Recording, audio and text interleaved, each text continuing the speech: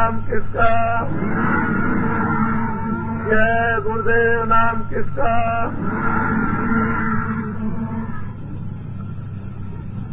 नर नारियों, आज का दिन बड़े ही सौभाग्य का है। ये काफिला शोभा यात्रा मथुरा से 6 तारीख को 3 बजे चली।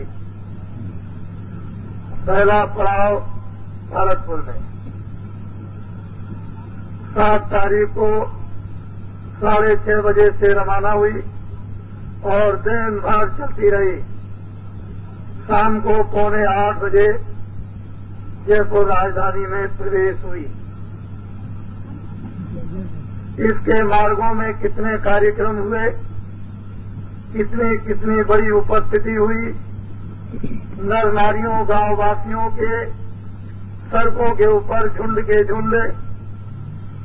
ऐसा प्रतीत होता है कि भारत की धार्मिक जनता जनार्दन अब कुछ चाहती है। अनेकों जन्मों का खोया हुआ धर्म, अनेकों जन्मों का खोया हुआ मार्ग, अनेकों जन्मों से भगवान से बिछड़े हुए जिस शांति और आनंद की खोज के लिए हम लोग यहाँ पर कितने दिनों से मेहनत और दुख उठा रहे, इसका कोई अंत नहीं। महात्माओं, फकीरों की जरूरत समय समय पर आपको पड़ती रही। जब कभी भी आवश्यकता हुई, कोई न कोई महान आत्मा आया। इस जलते हुए मानव जगत को, इस तपते हुए मानव जगत को, ये बिछड़े हुए मानव जगत को, भूले हुए मानव जगत को, जैसे किसान पानी की इच्छा करता है कि यहाँ पानी बरसे, हमारे खेतों में कुछ हो, इसी प्रकार से जब वो विभूतियां महान आत्माएं आती हैं तो शांति की वर्षा, दया की वर्षा, प्रेम की वर्षा, आनंद की वर्षा करती है। नारा नारी मानव में रहने वाली जीवात्माएं प्रसन्न और प्रफुल्लित होती हैं। उनके जीवन में, अनमोल जीवन में एक नई झलक और आशा मिलती है। महात्माओं की जरूरत पहले भी थी, महात्माओं की जरूरत आज भी है, महात्माओं की जरूरत आगे भी पड़ेगी। जब इस धार्मिक देश से महात्मा छुप जाएंगे तो हम सब लोग अनाथ हो जाएंगे। जैसे बिना राजा के रैयत नहीं रह सकती है, इसी तरह से तमाम आत्माएं बिना महात्माओं के जीवन दान नहीं पा सकती हैं। महात्माओं की जरूरत क्यों पड़ती है कि न मालूम कितने दिन हो गए, कितने युग बीत गए, सतयुग, द्वापर, त्रेता, कलयुग, जब से हम परमात्मा के यहाँ से अलग हुए हैं, अभी तक उसके पास नहीं पहुंच सके।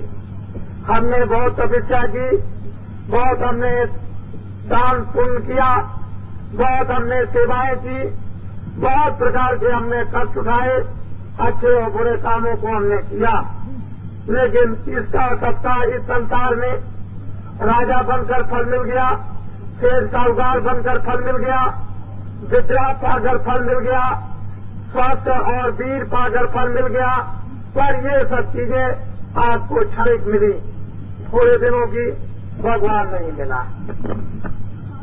जिसकी हमको न मालूम कितने दिनों से प्यास लगी, इसमें कोई संदेह नहीं कि हम भूल में हम इस प्यास को मिटाने के लिए भोजन से चाहते हैं कि शायद हमारी ये भूख मिट जाए, हम तरह तरह का पानी बनाकर पी ले, हम शायद सोचते हो कि इसी से हमारी प्यास मिट जाएगी।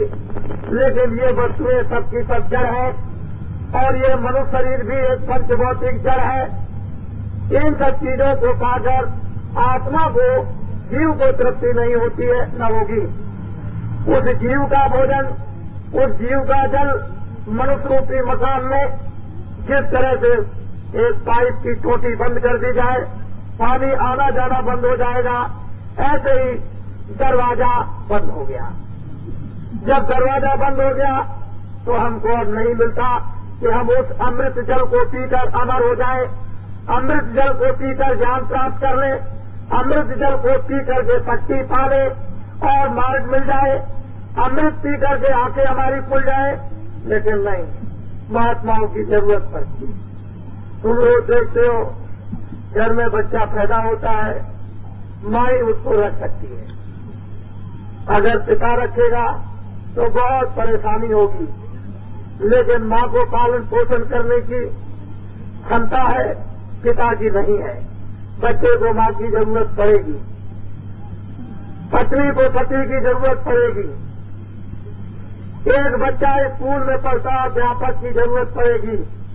जब तुम आत्मा का कल्याण चाहोगे, मुक्ति और मोक्ष चाहोगे, जन्म मरण से बचना चाहोगे, नरकों से छूटना चाहोगे, चौरासी के चक्कर से हटना चाहोगे और भगवान को जब तुम चाहोगे तो महात्मा की जरूरत पड़ेगी। महात्मा कोई दाढ़ी बाल का नाम नहीं, महात्मा कोई कपड़े का नाम नहीं, सोने और चांदी का नाम नहीं। महात्मा उसको कहते हैं जिसकी मनुष्य रूपी मकान में जीवात्मा जाग गई, दिव्य नेत्र ज्ञान चक्षु प्राप्त कर लिया, उसके द्वारा भगवान का जिसको साक्षात्कार होता और हो गया है, उसका नाम है महान आत्मा। ऐसी महान आत्माएं हमारे धर्म देश में हमेशा रहा करती हैं। हमको जब जब उनकी इच्छा होगी, घर से निकलकर, काम छोड़कर, घर को त्याग कर तीर्थों में जगह जगह उनकी खोज करेंगे, लेकिन फिर भी मिलना मुश्किल है, क्योंकि तुम्हारे पास पहचानने की बुद्धि नहीं, पहचानने की आंखें नहीं, उनकी वाणी को सुनने के कान नहीं, तो तुम्हारे पास इतना समय नहीं है, कैसे ढूंढोगे। रामायण में बताया कि सबई सुलभ सब दिन सब देता, सबको सुलभ हो सकते हैं, सबको आसान हो सकते हैं, सबको महान आत्माएं मिल सकती हैं। जब सबको सुलभ सब देश में, तो क्या तुम समझे जन्मुदित मन, मध्यम उज्जवल मन, उज्जवल बुद्धि, उज्जवल चित्त, पवित्र अंतःकरण, अगर उससे तुम रखोगे तो तुम समझे जन्मुदित मन, लय चाल अशक्त साध समाज प्रयास, वो साथ जिन्होंने परमात्मा को पाया है। लेकिन अब क्या करें, हम लोगों के पास आना जाना उनका बंद हो गया।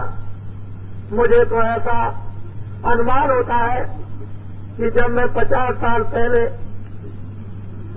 अमरनाथ की यात्रा में गया था कि वहां मुक्ति मिल जाएगी, बैतरनी को पार हो जाएंगे तो चले जाएंगे हमेशा के लिए। पैदल चलते चलते महीनों में कश्मीर होते हुए और अमरनाथ पहुंचे, जहां पांचों पांडव गले थे। लेकिन देखा कि जैसे हमारे यहाँ नाले बहते हैं पानी के, गंगा जमुना बहती है पानी से, ऐसे ही पहाड़ों का पानी सोता ऊपर से आ रहा और बहता है। यहाँ का भी जल वही, वहाँ का भी जल वही। वो बात अलग हो सकती है कि पहाड़ों के कारण पानी ठंडा, बराबर जमीन के कारण पानी गर्म, लेकिन पानी तो पानी है, सूरज तो सूरज है, चंद्रमा तो चंद्रमा है, पृथ्वी तो पृथ्वी है। तो घूमते हुए उधर जब गए तो देखा बड़े लोग धार्मिक, बड़े लोग सच्चे, बड़े लोग सीधे साधे और बड़े दयालु। इन दिनों का ऐसा दृश्य आया कि महात्मा छूट गए भूल में। तुमने सोचा कि अंग्रेज चले गए, बड़ा सुख मिलेगा, बड़ा आराम मिलेगा, अब कोई किसी का मतलब नहीं। लेकिन भूल हो गई, अनुशासन की जरूरत थी। हाथी के लिए अंकुश नहीं रहेगा तो हाथी कब्जे में नहीं होगा, उसके लिए लोहे का एक अंकुश चाहिए।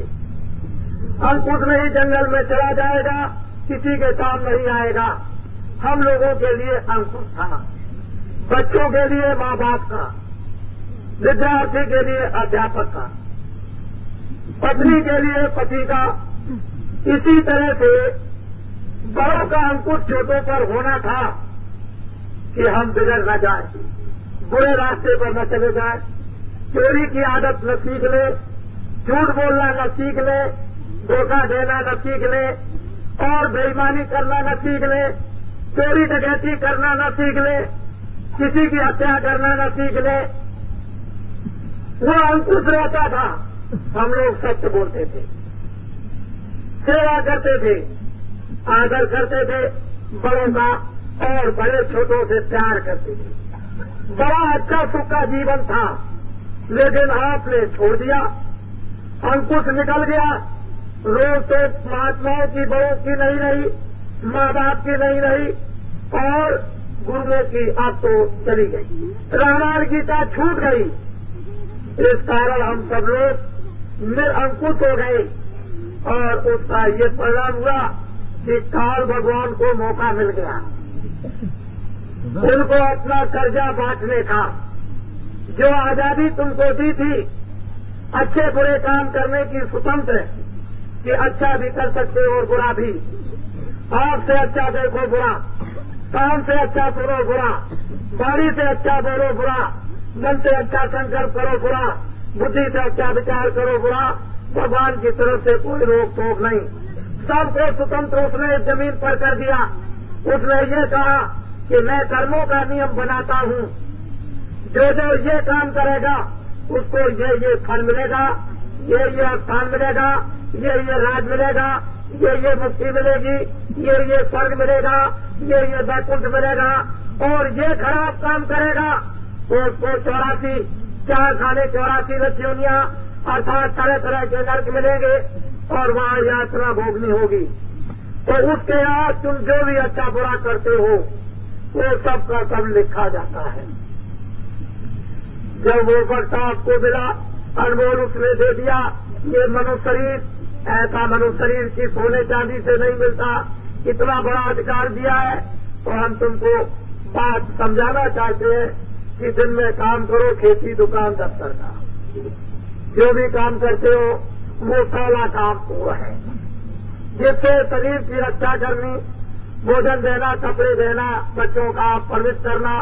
दिन में काम किया, खेती दुकान दफ्तर, शाम को आए बच्चों की सेवा की। ये 2 काम पहले जो जिम्मेदारी के तुमको ऋषियों मुनियों ने दे दिए, ये छोटा सा परिवार है, इसकी सेवा करो, इससे सेवा लो, ये काम सबसे पहले।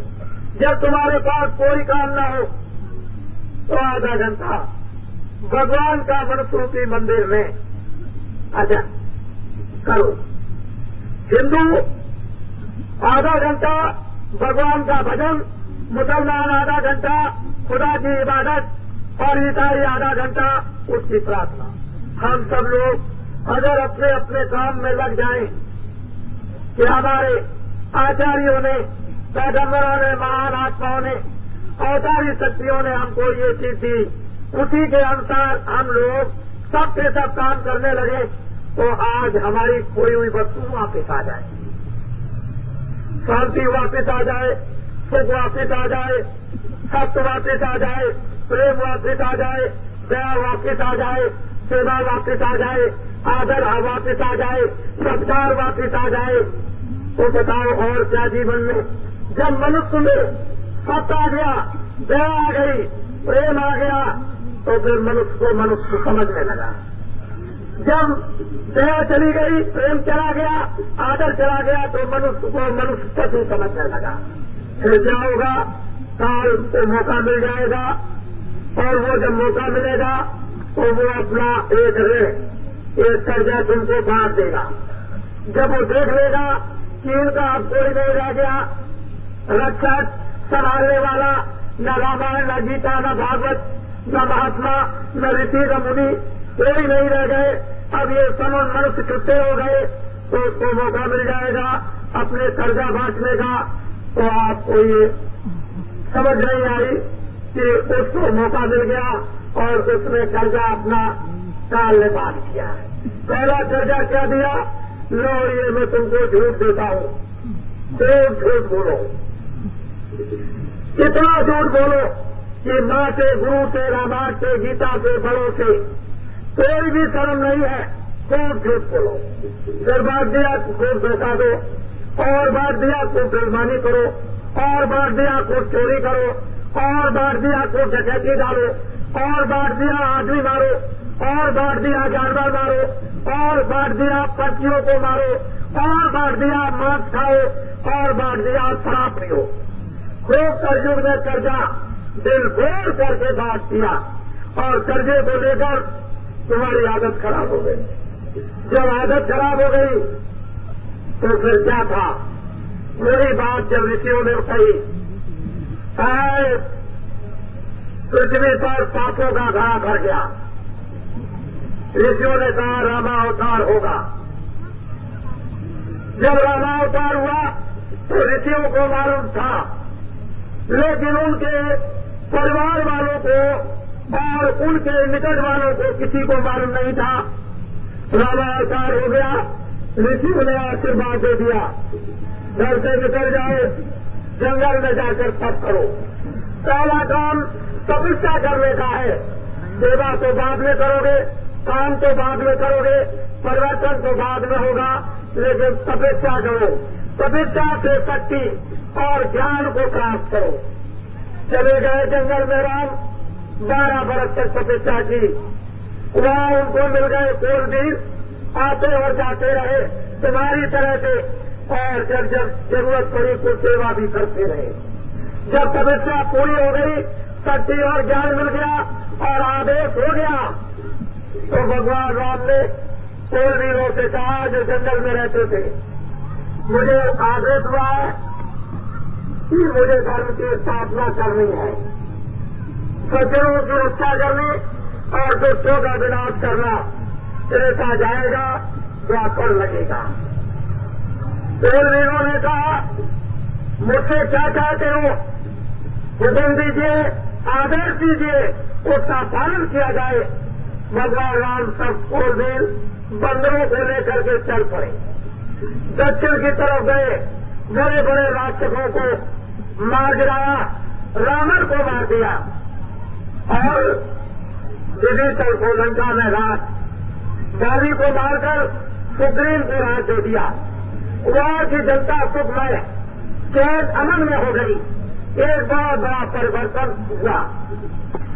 राम ने कुछ नहीं किया, उन्होंने तो कोई राज नहीं किया, कोलबीरों को साथ लेकर काम किया और वो परिवर्तन हुआ। त्रेता गया, द्वापर लग गया। 9 दिनों के बाद फिर जब पापों का घड़ा भरा तो फिर नारद जी ने एक संदेश दिया कि पृथ्वी में पापों का घड़ा भर गया। आए राजो और प्रजा, तू ऐसे बुरे काम करती है, इन बुरे कामों को छोड़ दे। बहुत हमें समझा, लेकिन नहीं समझे। नारद ने कहा, चल, तुमने मेरी बात को नहीं माना, जाओ, मैं तुमको बताए देता हूं कि तुमको मारने वाला तुम्हारी बहन से पैदा होगा। तो तुम्हें पैदा नहीं हुआ, बाद में पैदा हुए कृष्ण भगवान, और उन्होंने क्या किया? कंस को भी मारा। गांव वालों से, किसानों से उन्होंने मित्रता की और कहा कि देखो, द्वापर जाएगा, कलयुग लगेगा, तुम लोग मेरा साथ दे दो। गांव वालों ने साथ दिया, लोगों को समझाया कि द्वापर जाएगा, कलयुग लगेगा, अब भी तुम मान लो। लोगों ने नहीं माना। गांव वालों को साथ लेकर 18 दिन के महाभारत में विश्व के योद्धा और विज्ञान को इस तरह से उन्होंने जला करके खास कर दिया कि उसका इतिहास किताबों में लिखा है। 70 करोड़ वंशियों को इसी भूमि पर एक साथ सफाया कर दिया। तुमको अभी मालूम नहीं कि क्या होने वाला है। जब सृष्टि में मनुष्य अपने कामों से, कुकर्मों से जब घड़ा भर लेते हैं तो फिर छूटता है। फिर उस समय कोई सहारा नहीं रहता। महान विभूतियां हमें आती रही और आएगी। ये काफिला जो चला है मथुरा से 2 महीने 1 दिन के लिए, यानी 61 दिन के लिए मथुरा से ये 6 तारीख को चला और 7 जून तक बराबर इसी तरह से चलता रहेगा। दिन में 8 कार्यक्रम, दिन में 7 कार्यक्रम, दिन में 5 कार्यक्रम, बीच में सड़कों के किनारे कतारें लगी जगह जगह होंगी। और राजस्थान, इसके बाद गुजरात, इसके बाद महाराष्ट्र, इसके बाद मध्य प्रदेश, ये इसी तरह से रोज सफर करता रहेगा। तुमको एक पर्चा मिला, उसमें लिखा होगा कि जो काफिले को दर्शन देगा उसकी एक तकलीफ सामना दूर हो जाएगी। बड़े ध्यान से मेरी बात को सुनना। उसमें लिखा है तुमको जब कोई नहीं मिलता तो मथुरा जाते हो, हरिद्वार जाते हो, बालाजी जाते हो, किसी मंदिर पर जाते हो, अपने दुख को लेकर कि देवता मेरी कामना पूरी कर दे। अगर तूने पूरी कर दी तो मैं तेरी पूजा करूंगा। फिर गए वहां से लौट कर आए कि मैंने मनौती मना ली कि मेरी कामना पूरी हो जाए तो अगले साल मैं आपकी पूजा कराऊंगा। यही आप विचार करके इंतजार करते हो गया ना हो गया, ये तो बात की बात है। लेकिन आपको ये जानना चाहिए कि जब पर्चों में ही लिखा है कि एक कामना पूरी हो जाएगी, तो काबले को दर्शन दोगे और दर्शन करोगे, तो क्या बात ये कोई अंधकार की है या अज्ञान की है या कोई झूठी है? ये वही स्थान है कि मैं 8 वर्ष पहले किसी स्थान पर आया था और ये कहकर के भारी भीड़ में गया था कि मैं फिर लौट कर आपके यहां आऊंगा। मैंने अपना वचन आपके लिए खोकर में पूरा कर दिया कि मैं दोबारा लौट कर फिर आऊंगा और मैं फिर बहुत दिन के बाद आ गया। आपको ये सोचना चाहिए था और सोचते भी रहे होंगे कि बाबा जी कह गए थे अभी तक नहीं आए, तो मैं कोई बैठ नहीं गया था, चुप नहीं गया था। देश बहुत बड़ा है, गांव बहुत है, नर नारी बहुत है, लोगों में प्रेम जागया। लोग इतनी मांग करते हैं कि 365 दिन साल में मैं कहां तक जाऊं और भागूं। किस तरह की मेहनत करता हूं तो कामना पूरी हो जाएगी। अगर एक कामना तो पूरी हो जाएगी, लेकिन बाबा जी को संतोष नहीं, क्योंकि 1000 तकलीफ है, 1000 दुख, हजारों किस्म की बीमारियां, हजारों किस्म के झगड़े, हजारों किस्म के उत्पाद और हजारों किस्म का और वितंडाबाद। अगर एक तकलीफ चली जाए फिर भी तुम रोते रहोगे, तो बाबा जी ये और चाहते हैं आप चलिए कि 2-4 तकलीफ और आपकी चली जाए। बड़े ध्यान से सुनो, मनुष्य मंदिर बड़ा अनमोल है, बार बार नहीं मिलेगा। परमात्मा ने, काल भगवान ने इसको किराए पर दिया। ये मनुष्य मंदिर किराए पर दिया है।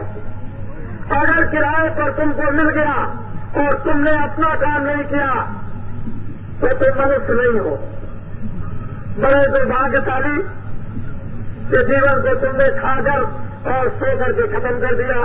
ये मनुष्य किराए का मकान इसलिए दिया है कि इसकी भी रक्षा करना, स्वस्थ रखना, कपड़े भी देना, खाना भी देना, बच्चों की सेवा करना, और उसके बाद जब कोई काम न हो तो मनुष्य रूपी मंदिर में जीवात्मा को भजन के द्वारा जगा लेना, उससे जगा लेना। इसलिए ये मनुष्य रूपी मंदिर भगवान ने आपको किराए पर दे दिया।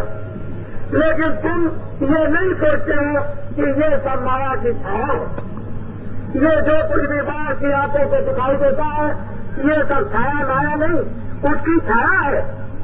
जब समय पूरा हो जाएगा तो मकान मालिक हुक्म दे देगा, जाओ सिपाहियों मकान खाली करा लो। फौरन आएंगे सिपाही, न स्त्री देखेंगे, न पुरुष, न बच्चों को देखेंगे, आवाज लगाएंगे कि रमेश जी तुम्हारा समय पूरा हो गया, मकान मालिक का हुक्म हो गया, मकान खाली कर दो 1 मिनट में। तो रमेश जी को मूर्छा आ जाएगी, बेहोश हो जाएंगे कि ये क्या हो गया मेरे साथ। लोग देखेंगे तमाशा कि रमेश जी को क्या हो गया। वो अंदर से कहेगा 1 मिनट में निकलो। तो आप क्या करेंगे? कुछ नहीं, वो मन को, बुद्धि को, चित्त को, प्राणों को, जीवात्मा को सिपाही किया पर लात रखकर और जबरदस्ती निकाल कर बाहर कर देंगे। ये शरीर जमीन पर गिर जाएगा, इसको कपड़ा डाल दोगे, नफरत और घृणा हो जाएगी। बाहर में जाकर लकड़ियों पर रखे इसको जला के राख कर दोगे। ये थी माया की छाया। ये मकान था, ये जमीन पड़ी, ये बच्चे पड़े, ये जानवर पड़े, ये घर का सामान था, ये रिश्तेदार पड़े और ये हिंदी भाषा या अंग्रेजी भाषा ये सब पड़ी है। ये कोई भी इसमें से कोई भी लोग जाने वाला आपके साथ नहीं है। तुमने अपने लिए क्या किया? जो कुछ भी आपने किया किराए के मकान के लिए, और मकान खाली हो गया तो मिट्टी का पुतला मिट्टी में मिल गया। क्या आपने कर दिया? नर नारी, बच्चे और बच्चियों, मैं तो ये चाहता हूं कि जीवन में और कुछ पालूं। अब मैं साधने का संदेश ये सुनाना चाहता हूं कि कलयुग में कलयुग जाएगा और कलयुग में सतयुग आएगा। मेरे बातों पर, शब्दों पर ध्यान दो। कलयुग में कलयुग जाएगा और कलयुग में सतयुग आएगा। न अभी कलयुग गया, न अभी सतयुग आया। जब कलयुग जाने लगेगा तो जो कर्जा बांध दिया है उसको मांगेगा कि मेरा कर्जा मुझे जल्दी में दे दे, मैं जाने वाला हूं। आप कहोगे मैं कर्जा नहीं दे सकता, तो कलयुग क्रोधित हो जाएगा और क्रोध में आकर जोर से एक तमाचा मारेगा। एक ही तमाचे में 20 करोड़ आदमी लापता हो जाएंगे। फिर भगेगा, उधर से आएगा सतयुग, बीच में टक्कर हो जाएगी। जो बीच में तक जाएंगे चकनाचूर, परिवर्तन होगा, निश्चित होगा। इसको कोई रेस नहीं सकता। जमीन से हो या आसमान से हो जाए, किसी तरफ से भी हो, लेकिन परिवर्तन होगा। आप लोग कलयुग के जाने, सतयुग के आने में थोड़ा योगदान, सहयोग दो। क्या सहयोग दो कि जल्दी जल्दी जो भी कोई रास्ते में मिल जाए, कहीं दूसरे गांव में मिल जाए, वहां ये बता दो कि बालाजी का नाम तुलसीदास किस किराए के मकान का आश्रम मथुरा में है। जय गुरुदेव नाम का प्रचार हिन्दुस्तान भर में करता हूं, तो मेरा नाम नहीं न आता है। एक परमात्मा का, ईश्वर का, भगवान का, ब्रह्म का, ये उसका नाम है। मैं उसका प्रचार करता हूं। उन्होंने कहा कि कलयुग जाएगा और सतयुग आएगा। अगर तुम थोड़ी सी मदद कर दो तो जल्दी जल्दी नरनारियों के कानों तक ये आवाज पहुंच जाए और मैं जल्दी से घोषणा कर दूं किस तारीख से कलयुग जाएगा और किस तारीख से सतयुग आएगा। परिवर्तन होगा। अभी आगे चलकर एक बहुत बड़ी भारी तकलीफ और संकट आ रहा, उसमें कोहराम मचेगा, उसमें हाहाकार मचेगा, उसमें त्रायमाम मचेगा।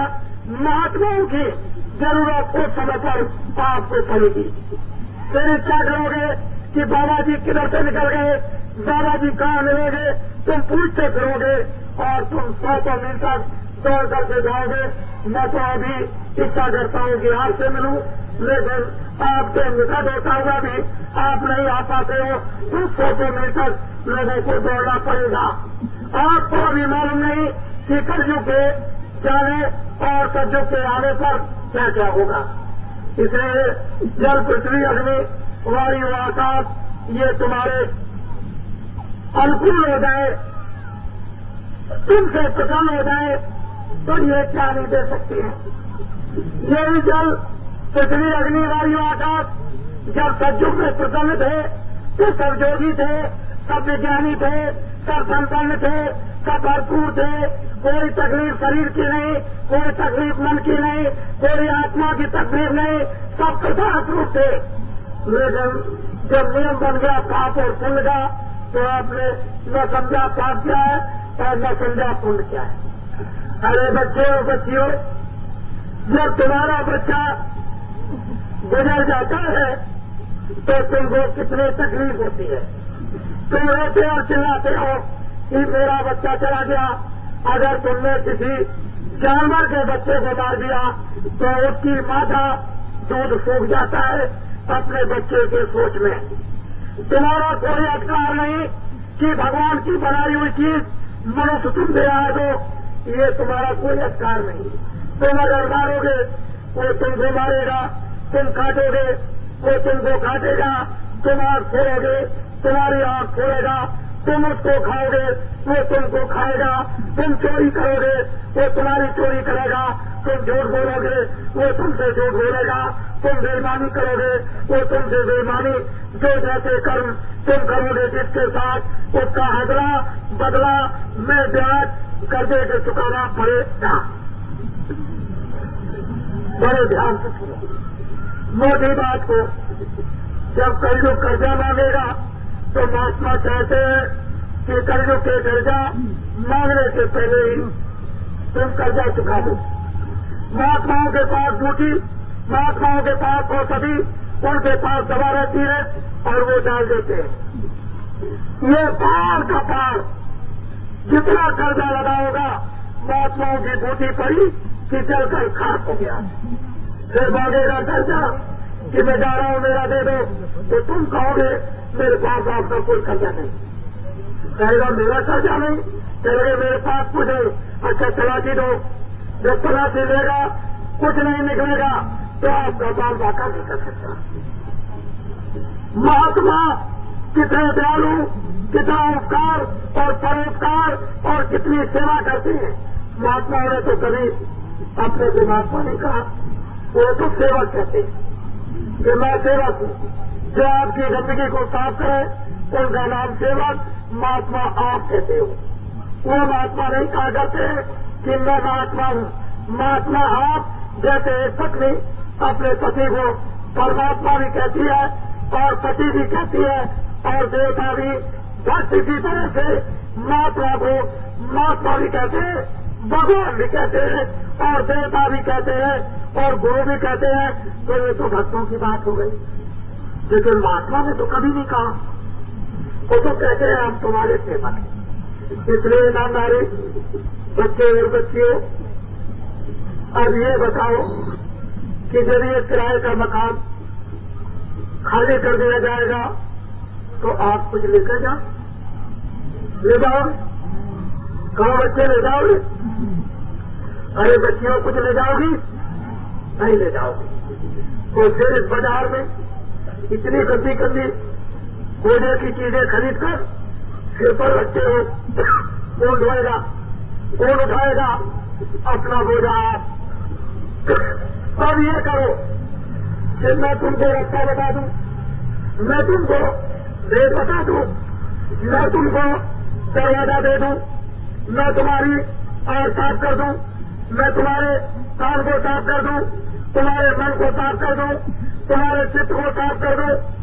इस सफाई में मुझे दवा डाल लेने दो, या मुझसे दवा ले लो, तुम डाल लेना, तब भी सफाई हो जाएगी।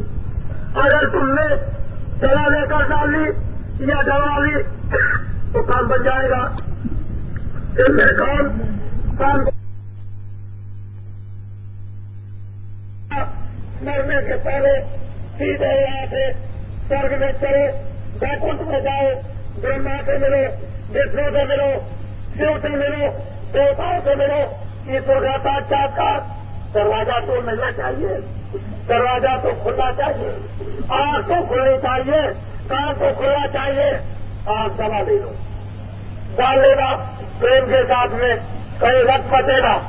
तुम ये कहो कि मैं दवा नहीं डालूंगा, भूल जाऊंगा, तो मुझे डाल देने दो, मैं दवा डाल दूं। फिर तुम आज ही से घर में बैठकर लेट कर आज से शुरू कर दो। अगर तुम्हारा दरवाजा न खुल जाए तो मुझसे कहना, आंख खुल जाएगी, कान खुल जाएंगे, तब तुमको वो दिखाई देगा। वो क्या है? अलौकिक, अपार, बरदास, ज्ञान का, शक्ति का। उसी के लिए पूजा पाठ, उसी के लिए दान पुण्य, उसी के लिए तीर्थ व्रत। रामायण गीता भागवत को पढ़ते हो कि मेरी मरने के बाद मुक्ति हो जाए, मोक्ष मिल जाए, स्वर्ग में चले जाए, बैकुंठ में चले जाए, लेकिन ऐसे नहीं जा सकते। वो तो महात्मा जब आपको अपना बनाएंगे और महात्मा तुम्हारे हो जाएंगे, तुम उनको अपना बना लो, वो तुम्हारे हो जाए। इस तरह से तुमने बच्चा बना लिया, पत्नी बना ली, पति बना लिया, मित्र अपना बना लिया। इसी तरह से मित्र की तरह महात्माओं को अपना बना लो कि आप मेरे हो। महात्मा कहेंगे तुम मेरे हो, मैं तुम्हारी मदद करूंगा, तुमको सहयोग दूंगा, तुम घर जाओ और चिंता मत करो। महात्मा आपको याद करेंगे और तुम उनको याद करो। तुम उनकी तरफ देखो, वो तुम्हारी तरफ देखे, और वो जो कुछ कहे उसको सुन लो और तुम अपनी बात सुना दो। काम जल्दी से बन जाएगा, देर नहीं लगेगी। तो इसलिए ये बताओ कि भगवान का भजन करोगे? बोलो, ठहर जाओ बच्चे। जो बच्चे स्कूल में पढ़ते हैं, 3 साल से फेल हो रहे, काबले हो दर्शन दो, दर्शन करो, चलो उसकी बात पास हो जाओगे। ठहर जाओ। 3 बरस से बच्चे सेकंड डिवीजन नंबर नहीं पाते, बड़े दुखी, बड़ी मेहनत करते हैं, इम्तिहान के वक्त में भूल जाते हैं, फेल हो जाते हैं। चलो आपकी बात सेकंड डिवीजन नंबर मिल जाएगा। ठहर जाओ बच्चे। 3 साल के बच्चे कोशिश करते हैं कि हमको 1 नंबर मिल जाए,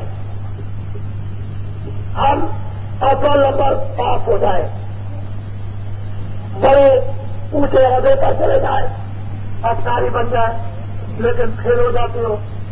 काफिले को दर्शन दो, अब की तुम पास हो जाओगे ऊंचे नंबरों से। खा जाओ। ये हमारे तुम्हारे माँ बाप राजनाथ, ये बड़े दुखी है। चेहरों से मालूम होता है कि आपके ऊपर बड़ा संकट है। उसको कहने की जरूरत नहीं है, मैं भी जानता हूं और तुम भी जानते हो। जो बीमार है वो उस सुख को जानता है, और जो नमक पहचानता है उसको भी मालूम है कि क्या है तुम पूछो। उस पीड़ा को कोई भी जानता, कहने की जरूरत नहीं है। आपको बड़ी तकलीफ है, उसमें क्या होगा ये मैं आपको बाद में बताऊंगा। ये और सुनाना चाहता हूं कि तुम्हारे बच्चे स्कूलों में पढ़ते हैं, 1 करोड़ अब के पास होकर निकलेंगे स्कूल से, 1 लाख को नौकरी मिलेगी, 99 लाख बेकार घर में रहेंगे। अब बताओ 99 लाख बच्चे क्या करेंगे? फिर दूसरे साल 1 करोड़ बच्चे हिन्दुस्तान में पढ़कर बाहर निकलेंगे, 1 लाख को नौकरी और 99 लाख बेकार। 2.5 वर्ष के अंदर 1 करोड़ 98 लाख बच्चे बेकार। बताओ, ये गुणशक्ति भारत की एयरफोर्स के साथ चली जा रही है। इस पर आज हिन्दुस्तान में लोग लड़ाई करते हैं, गद्दियों के लिए, बड़े पदों के लिए, संता बनने के लिए, चक्रवर्ती बनने के लिए। लेकिन भारत के होनहार तुम्हारे, जिनके लिए तुमने गर्मी बरसात में खून और पसीना बहाया, तुमने खाना और कपड़े नहीं पाए कि मेरे बच्चे पढ़ लिखकर विद्वान बन जाए और सुखी हो जाए और वो संपन्न हो, आराम से रहे। अरे ऐसे बच्चे तुम्हारे निराश हो जाएंगे, जनशक्ति का दुरुपयोग होगा, हो जाएगा, तो वो राष्ट्र, समाज और वो परिवार कभी भी उन्नति नहीं करेगा। देश के लोगों को शांति के साथ लड़ाई झगड़ों को छोड़कर, विवादों को छोड़कर, प्रलोभनों को छोड़कर बच्चों के लिए विचार करना चाहिए कि इनकी जनशक्ति स्कूल से निकलने के बाद ही उपयोग में ले ली जाए, काम में ले ली जाए। अब तो माँ बाप संपन्न, बच्चे भी संपन्न, और ये रोते चिल्लाते रहे तो ये 4 साल में जो 4-5 करोड़ बच्चे के साथ सड़कों पर घूमेंगे तो ये संकट बन जाएगा। हम ये समझते हैं कि आने समय बड़ा खराब आ रहा, इसलिए हम आवाज लगाते हैं, कलयुग जाएगा, सतयुग आएगा। कलयुग जाएगा, सतयुग आएगा। मैं क्यों आवाज लगाता हूं कि इन बच्चों की जनशक्ति काम में ले ली जाए। वो वक्त और समय आएगा, एक भी बच्चा स्कूल से निकलकर घर में नहीं बैठ सकता, सबको काम में लग जाना पड़ेगा। मुझे कुछ नहीं चाहिए। और तुम क्यों मुनियों साधु संतों का आशीर्वाद लो। किस तरह से राम ने आशीर्वाद लिया और राम ने आशीर्वाद दिया, कृष्ण आशीर्वाद लिया और कृष्ण आशीर्वाद दिया, इसी तरह से तुमको भी ऋषियों का आशीर्वाद लेना चाहिए।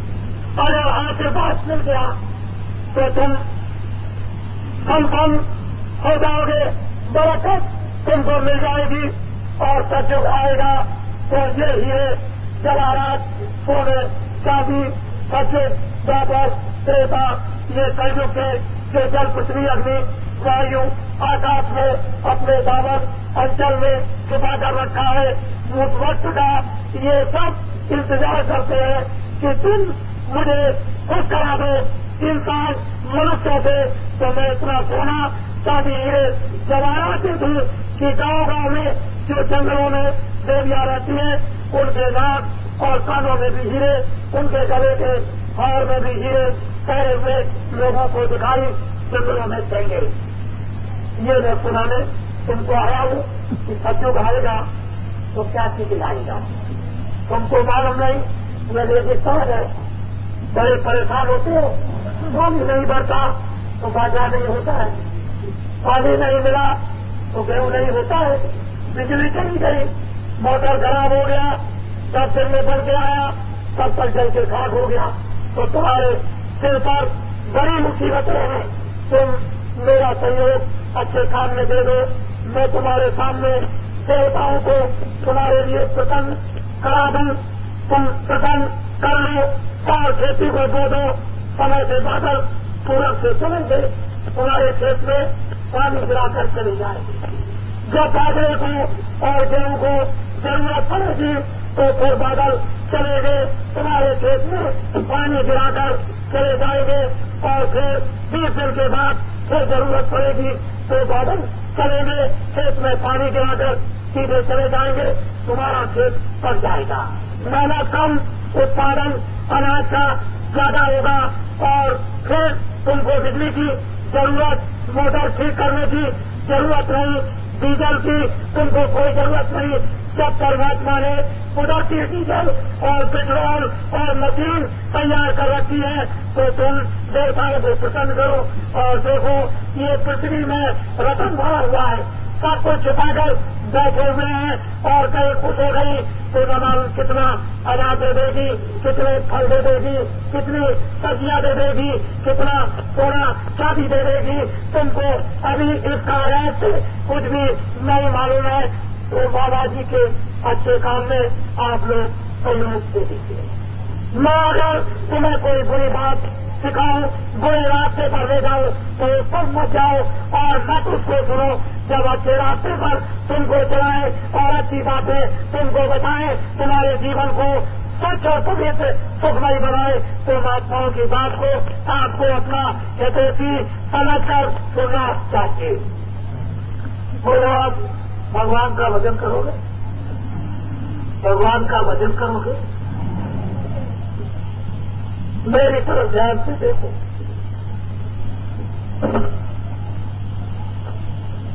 भगवान का अगर तुमने भजन आज से करना शुरू कर दिया, आधा घंटा हिंदुओं ने, आधा घंटा मुसलमानों ने, आधा घंटा ईसाइयों ने, तो इस्लाम आ जाएगा, रहम आ जाएगी, ईमानदारी आ जाएगी। अगर भजन करना आपने शुरू कर दिया तो धर्म आ जाएगा, सत्य आ जाएगा और प्रेम आ जाएगा। यही तो चीजें थी मनुष्य के जीवन का आभूषण थी। पोशाक, ये कपड़े थे, अगर इनको उतार कर फेंक दिया तो तुम जानवर हो गए, पंछी हो गए, फिर कुछ नहीं।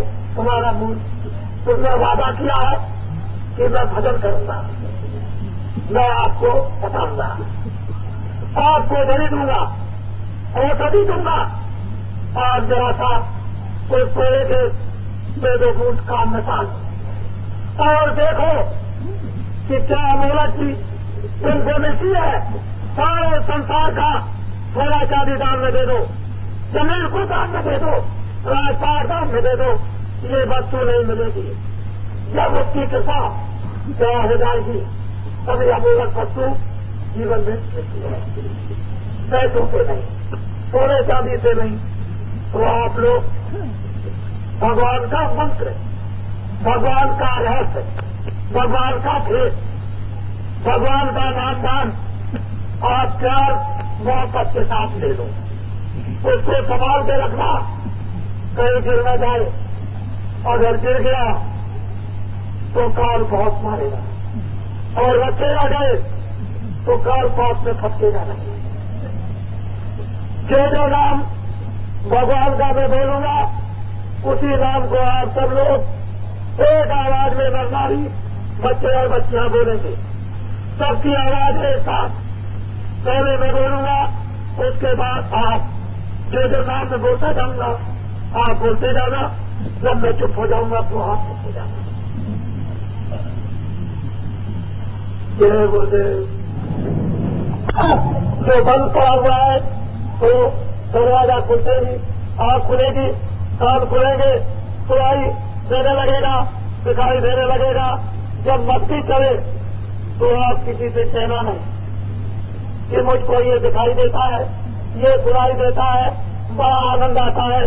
तुमने किसी से कह दिया तो ऊपर बैठा है सिरे से बंद कर देगा। तो तुम दिन रात भजन करना, सुमरन करना, न सुनाई देगा न दिखाई देगा, तो छुपा के रखना। सोना चांदी भी तो, रुपया पैसा भी तो छुपा के रखते हो, किसी को मालूम हो जाएगा आपको चोरी हो जाएगी। छुपा के रखना। ये आत्माओं का धन दौलत है, जो आत्मा से मिले उसको जमा रखो, बढ़ा कर रखो, कहीं खर्च मत करो। जो बहुत जमा हो जाए तो तुम्हारे काम भी आएगा और तुमसे बच जाए तब किसी को बांटना। अभी नहीं, अभी तो कमाई करो, हमारी हो जाएगी, काम बन जाएगा। तो अपनी उंगली ऐसे करो, ऐसे उंगली करो, हाथ ऐसे करो। कर्मचारियों की हड़ताल चल रही है, कर्मचारी भी बड़े परेशान। मुझे ये नहीं मालूम कि हड़ताल क्यों हुई है।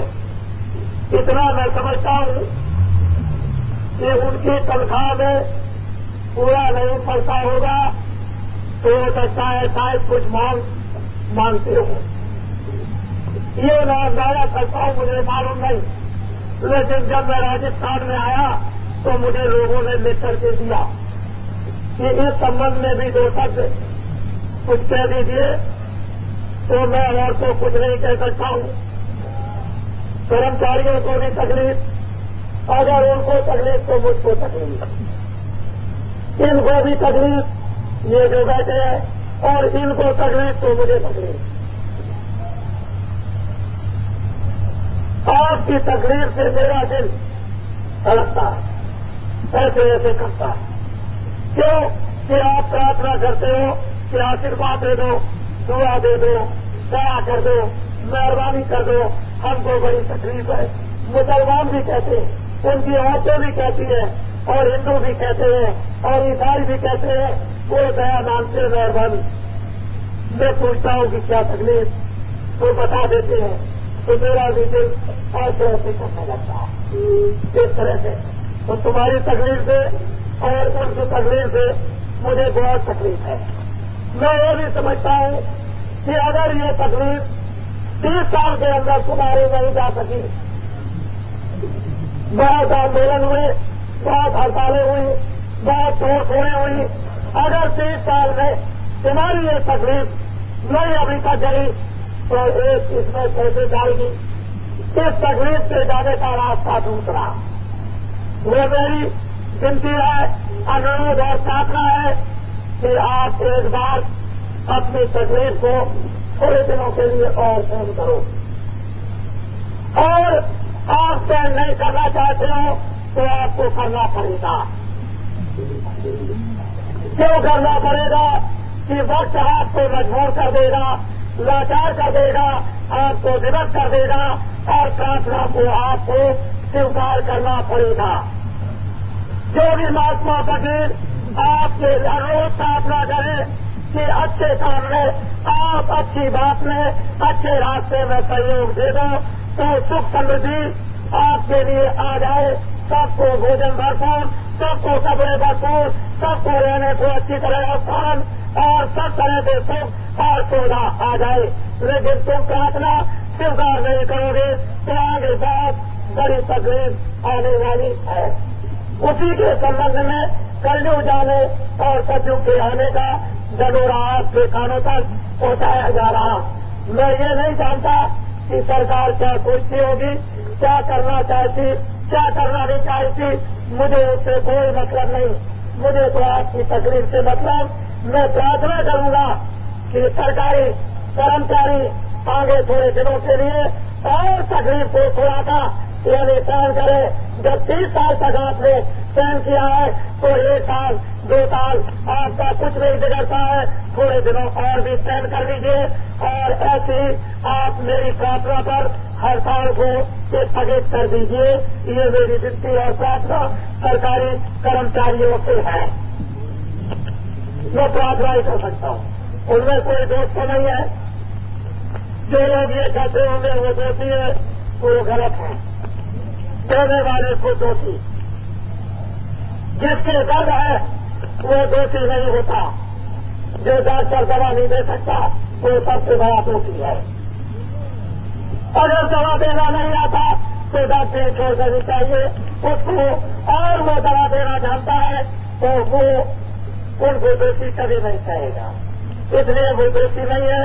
हम तो केवल एक बात आपसे अनुरोध कर सकते हैं, अगर आप मेरे अनुरोध पर विचार करेंगे तो मेरी तरफ से गोपनीय भगवान से प्रार्थना करूंगा कि आपको आराम दे, आपको शांति दे। मेरा ऐसा विश्वास है कि यदि मैं आपके लिए प्रार्थना करूं किसानों के लिए, तो किसानों के 1 बीघा 120 मन गेहूं होता है, और मैं प्रार्थना कर दूंगा तो 10 मन हो जाएगा।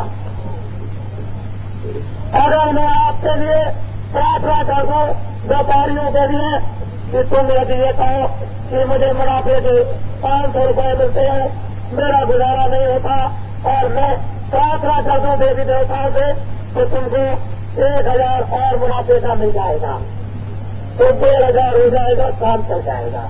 कर्मचारी इनके लिए अगर मैं प्रार्थना कर दूं तो जितना वो अपने बच्चों की बीमारी में दवा का दाम खर्च करते हैं और डॉक्टर को फीस देते हैं, वो प्रार्थना देवताओं से कर दी जाए तो उनकी बीमारी दूर हो जाए, उनका जो पैसा बच जाए उससे कपड़े खरीदो और अच्छा से अच्छा बच्चों को खाना खिलाओ। बड़ी सीधी सादी बात है, ये सब मैंने आपके सामने रखती है। आगे भी प्रार्थना करता रहूंगा। हो सकता है आप मेरी प्रार्थना पर विचार कभी न कभी और कभी न कभी करने लगोगे, क्योंकि मुझे तकलीफ है इसलिए प्रार्थना करता हूँ। अगर तकलीफ न हो तो मुझे प्रार्थना करने की क्या जरूरत, और ये जाओ मर जाओ मुझे उससे क्या मतलब। लेकिन माँ बाप कभी भी अपने बच्चे को कुएं में गिरा हुआ देख नहीं सकते।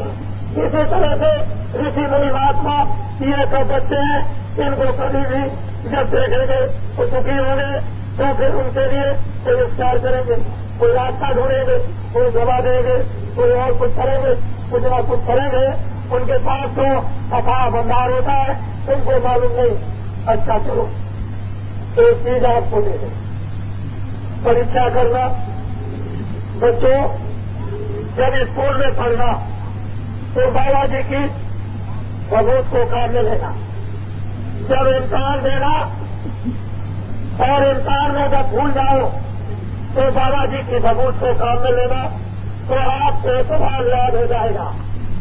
क्या करना पहले समझ लो कि जमीन पर बैठे हो, उस जमीन का एक छोटा सा दाना कंकड़ का उठा लो, फौरन उठा लो, जल्दी से उठाओ, जल्दी से बच्चे उठाओ, पीछे मुझे दोस्त मत देना, उठा लो एक कंकड़, एक बालू का दाना उठा लो, जल्दी से जेब में रखो, फौरन जेब में रखो, देर मत करो, छुपा कर रखो।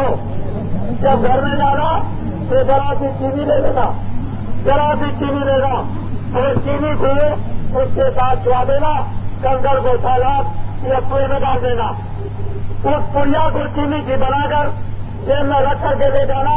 जब इंसान देना और सवाल समझ लेना आए तो बालाजी की बात याद रखना, चीनी का 2 दाना मुंह में डालना और अंदर जय गुरुदेव भगवान का नाम 2, 4, 5 बार लेना, जय गुरुदेव जय गुरुदेव, फौरन सवाल समझ में आ जाएगा और लिख दोगे तो तुम्हारा काम बन जाएगा।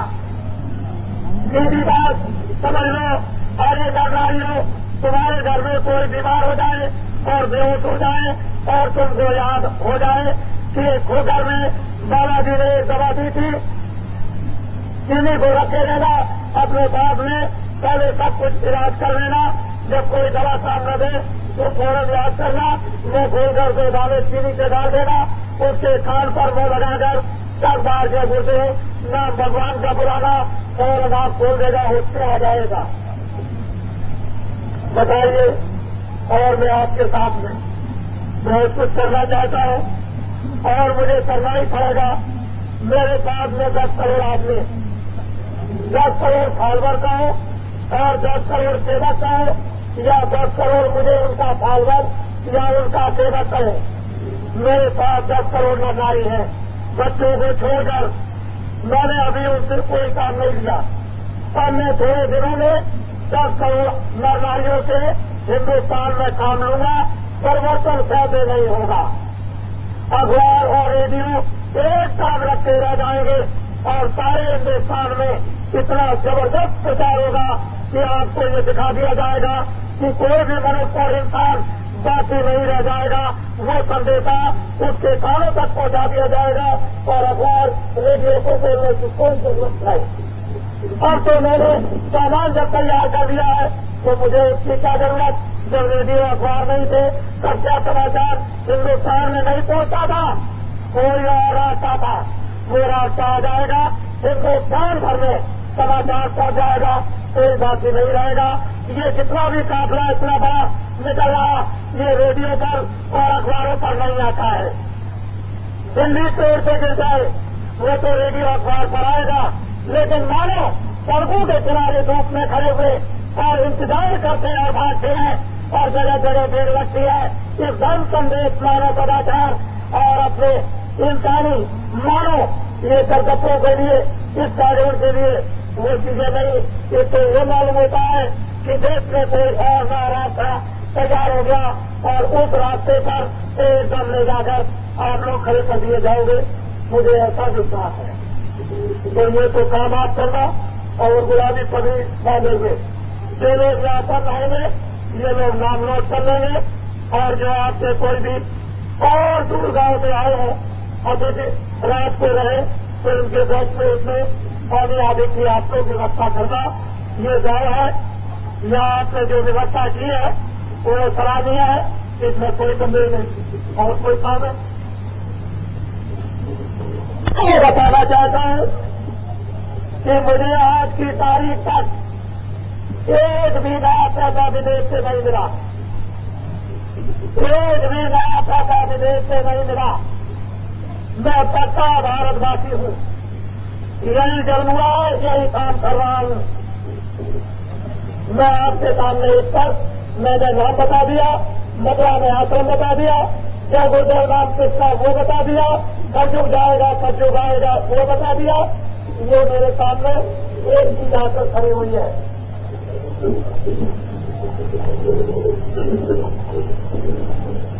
यह हमारी व्रत माता है। मैं तो ये समझता है 80 बरस से कम नहीं। ये बच्ची भागा पहने हुए हैं आपके गांव का और पहले कपड़े पहने हुए हैं, बीच में धोती गिरी हुई है ये इतना बड़ा फैसला जो निकल रहा, उसके लिए ये क्या इसकी उदारता है। ये कहती है, ये बच्ची कि मैं सेवा के लिए, तेल डालने के लिए, धर्म के जागरण के लिए, धर्म की स्थापना के लिए, सज्जनों की रक्षा के लिए, मानव चरित्रों के लिए, सुख समृद्धि के लिए, कलयुग जाने सतयुग के आने के डबोरा के लिए ये मेरी सेवा किरदार करनी चाहिए। ये इसमें लिखा हुआ है। इसका नाम है बच्ची का गंगाबाई। गंगाबाई क्या नाम? गंगाबाई। बोलो क्या नाम? गंगाबाई। इसके बच्चे का नाम जवाराम दास। जवाराम दास क्या नाम? जवाराम दास और ग्राम खोखर। कौन सा गांव? खोखर। ये इसमें 6,000 और 400 रुपया ये मुझे भेंट कराई है। किसके लिए? आपके लिए। जरा रुपया खोल के दिखाओ, इधर खोल के दिखाओ। ये आपकी सेवा के लिए। लेकिन आपको ये जानना चाहिए कि मुझे ये देती है, सेवा आपकी होगी और वो मुझे वापस करना पड़ेगा मैं ब्याज से। अगर देश में ऐसी पवित्र आत्माएं मेहनत खून पसीने से अगर सेवा करती है तो इसी से सर्वप्रथम अपने धर्म की स्थापना करूंगा। ये सोचो और साहूकारों के पैसे से नहीं, इन चित्रों के भी पैसे मेहनत मशक्कत की कमाई से होगा। ये अगर आप कहें तो इसकी सेवा आपके लिए स्वीकार करो तेल डालने के लिए, और आप लोग सकता हो कि इसको वापस दे दीजिए तो मैं ये वापस भेज कर दूं। बोलिए आप क्या चाहते हो? अरे जोर से बोलो। ये मैं इसका स्वीकार करता हूं। मैंने ये स्वीकार किया। ये लो।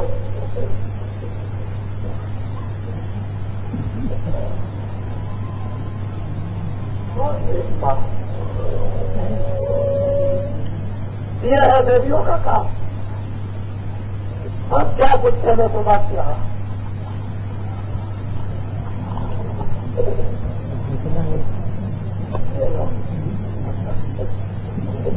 ये